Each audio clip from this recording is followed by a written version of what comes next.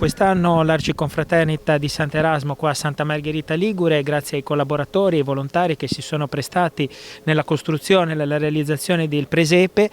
ha visto come tematica Gesù, luce, faro, luce nell'universo. È proprio la tematica del Natale, la nascita del Messia, il tema quindi del Vangelo, l'attualità del Vangelo, anche ricordando le parole di Papa Francesco, il messaggio quindi evangelico nell'attualità a oltre 2000 anni di distanza da quell'evento. E come diciamo luce si è voluto portare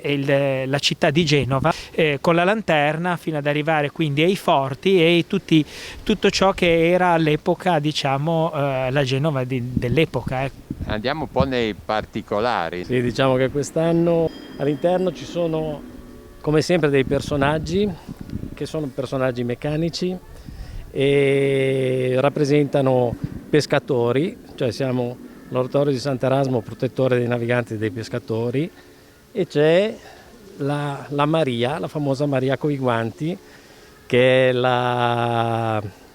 il personaggio che viene rappresentato nella famosa canzone della lanterna d'Esena, l'effetta a tre canti, Maria coi guanti lasciala passare, quindi è stato scelto quello. All'interno è stato rappresentato anche un piccolo riseux che è caratteristico delle chiese liguri, dei piazzali delle chiese liguri, e davanti a Maria ci sono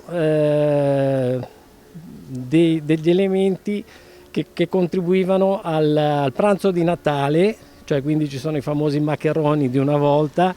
ci sia la frutta secca, mandarini, arance, tutto quello che veniva consumato nelle tavole natalizie dei genovesi.